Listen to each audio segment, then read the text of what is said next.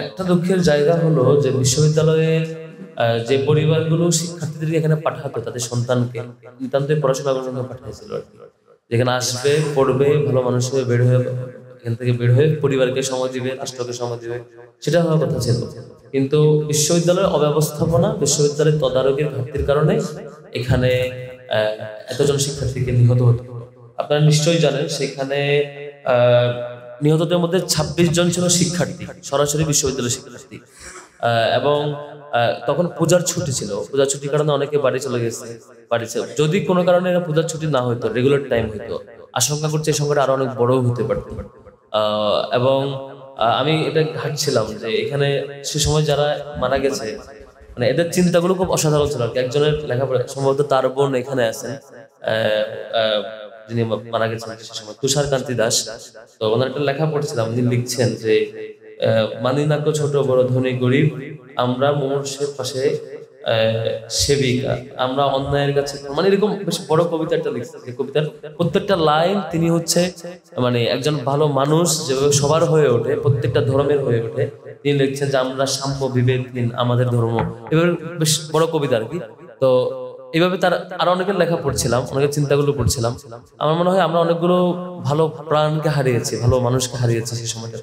তো বিশ্ববিদ্যালয়ের এই জায়গায় ভাববার জায়গা আছে যে হচ্ছে শুধু আমরা আসলাম, একটা শোক রেলি করলাম, ফুল দিলাম, নীরবতা পালন করলাম, বক্তৃতা দিলাম, এর মধ্যে যদি আমাদের দায়িত্ব শেষ হয় এবং এর মধ্যে আমরা আমাদের এজেন্টটা ক্লোজ করে ফেলি, প্রত্যেকবারই আসবে, বাট আমাদের করণীয় কোনো ঠিক হবে না।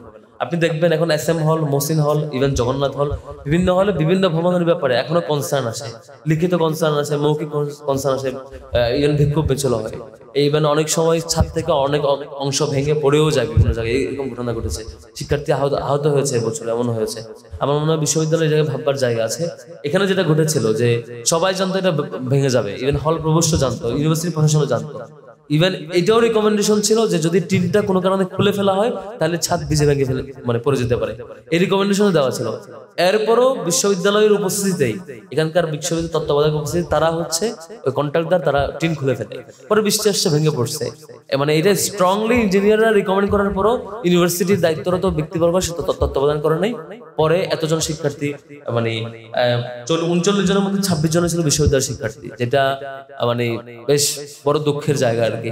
আমার মনে হয় এখনো ইঞ্জিনিয়াররা যেসব বিষয় রিকমেন্ড করে আমরা সেগুলো শুনি না, বিশ্ববিদ্যালয় কর্তৃপক্ষ সেগুলো এখনো ফলো করে না। বিভিন্ন ভবনের ব্যাপারে ইউনিভার্সিটির এক্সপার্ট টিম যাদেরকে হায়ার করে তারা রিকমেন্ড করছেন একটা, আর ইউনিভার্সিটি বলছে আমাদের বাজেট না এখন করা। ইভেন এটার ইতিহাসও ঘাটছিলাম যে 5-6 বছর ধরে ইঞ্জিনিয়াররা রিকমেন্ড করছিল যে এটা ভবনটা চেঞ্জ করা দরকার, এটা ভেঙে ফেলা দরকার, কিন্তু ইউনিভার্সিটি বারবার বলেছে যে হচ্ছে আমাদের বাজেট নাই। হ্যাঁ, মূল্য দিয়েছেন, 39 জন মারা গেছে, পরে আপনি 5 তলা বিল্ডিং করছেন, 39 জনের মানে বিনিময় কি কোনো বিনিময় দিতে পারবো আমরা? সুযোগ নাই। আমার মনে হয় বিশ্ববিদ্যালয়কে অনেক টাকার বাজেট আমাদের আছে, বাজেট পাস করছেন, অন্তত এই জায়গায় প্রায়োরিটি দেওয়া যে আমাদের অব্যবস্থাপনার কারণে কোনো প্রাণনাশের ঘটনা যাতে আর কখনোই না ঘটে, খুবই দুঃখের জায়গা হবে। আর দ্বিতীয় ব্যাপার যেটা, তো ইউনিভার্সিটি থেকে বাজেট আসছে 2800 কোটি টাকা অ্যাপ্রুভ হয়েছে, এই সংখ্যার কথা আমরা বারবার শুনছি। বিসি স্যারের সাথে আমাদের ইন্টারনাল মিটিংও তিনি বলছেন, বাইরেও বলছেন, আমরা দৃশ্যমান কাজ এখনো দেখছি না। সম্ভবত কোথায় যেন আটকে আছে, এটা কারো যেন অবহেলা আছে, এটা আমরা লক্ষ্য করছি। তো যেখানে যারাই অবহেলা থাকুক, বিসি স্যার যাতে এটা সিরিয়াসলি দেখেন এবং যারা এই জায়গায় ঘাটতি বা সময় দিচ্ছেন না, এটা দ্রুত কাজ শুরু হয়ে যাওয়া দরকার। বারবার শুনছি আমরা যে এই বছরের মধ্যে 4টা ভবনের কাজ শুরু হয়ে যাওয়ার মতো সুযোগ আমাদের আছে, আর অনেক কিছু হবে, অলরেডি অ্যাপ্রুভ, মিনিস্ট্রি থেকে এটা মানে গ্রিন সিগন্যাল আছে, সবকিছু ঠিকঠাক হয়ে গেছে, অন্যান্য বাজেট পাচ্ছেন, কিন্তু সামহাও এখনো আটকে আছে। বছর শেষ অলরেডি, একটা বছর হয়ে গেছে, আপনারা দায়িত্ব পেয়েছেন, আমরা 5 তারিখের পর একটা বছর পার করে ফেলেছি, একটা ভবনেরও দৃশ্যমান কাজ এখনো শুরু হয়নি, সবকিছু মানে প্রসিডিউরাল ব্যাপার স্যাপার আমরা শুনছি। আমার মনে হয় বিশ্ববিদ্যালয়ের অন্তত এখন বলা উচিত যে আমরা 1 বছর আমরা করতে না পারলে এখন শুরু করছি।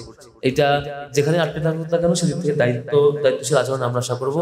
আর সর্বশেষ অনেকগুলো আলাপ আসছে যে পানি সংক্রান্ত আলাপ আসছে, যে হল সংসদ থেকে একটা কনসার্ন ছিল যে এখানে পানি ফিল্টার হয় না। আমার মনে হয় সবগুলো ইউনিভার্সিটি করার সুযোগ আছে, এবং কেন্দ্রীয় সংসদ থেকে আমরা বলেছি যে জগন্নাথ হল সহ প্রত্যেক জায়গায় এরকম যত জটিলতা আছে আমরা আমাদের দায়িত্বের জায়গাতে যেটুকু করার আছে আমাদের সর্বোচ্চটুকু দিয়ে সমাধান করার চেষ্টা করব এবং এখানে মানে আমাদের ছাত্র প্রতিনিধি হিসেবে এটা আমার দায়িত্ব এবং জগন্নাথ হলের প্রতিনিধিদেরও দায়িত্ব, নির্বাচিত প্রতিনিধিদের এখানকার সমস্যাগুলোর জন্য ওনারা সর্বোচ্চটুকু ভয়েস রেজ করবেন, ওনারা নীরব থাকবেন না। কারো এরকম হাইকোর্ট দেখানো এখানে না এখানে আমরা পারবো না, বিসি পারবে না, অমুক পারবে, এগুলোর কাছে ওনারা থেমে না গিয়ে বরং প্রত্যেকটা প্রবলেম অ্যাড্রেস করার জন্য ওনাদের এগিয়ে যাওয়া দরকার। সবার জন্য শুভকামনা এবং শুভেচ্ছা এবং যে পরিবারগুলো এখানে উপস্থিত হয়েছেন এবং উপস্থিত হন সবার প্রতি আমাদের দিক থেকে সমবেদনা এবং আবার শুভেচ্ছা জানিয়ে শেষ করছি। থ্যাংক ইউ সবাই।